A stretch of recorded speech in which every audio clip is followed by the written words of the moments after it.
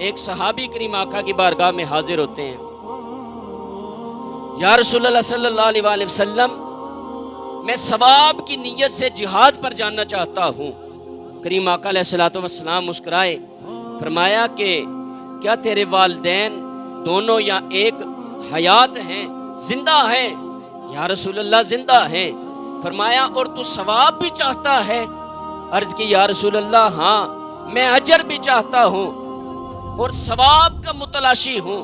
تو کریم آقا علیہ الصلوۃ والسلام نے ارشاد فرمایا فرجی الی والدیک فاحسن صحبتہما، حضور نے فرمایا جا واپس چلا جا، اپنے والدین کی خدمت کر، اللہ تجھے جہاد کا ثواب عطا کرے گا۔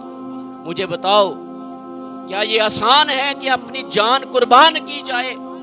جان قربان کر کے جو ثواب ملے یہ کوئی آسان نہیں ہے، لیکن کریم آقا نے فرمایا اگر واقعی تو ثواب کا متلاشی ہے، تو یہ چاہتا ہے کہ اللہ کی راہ میں جہاد کروں، تو فرمایا جا اپنے والدین کی خدمت کر، ان کی خدمت کرتا جا، اللہ تجھے جہاد کا ثواب عطا کرے۔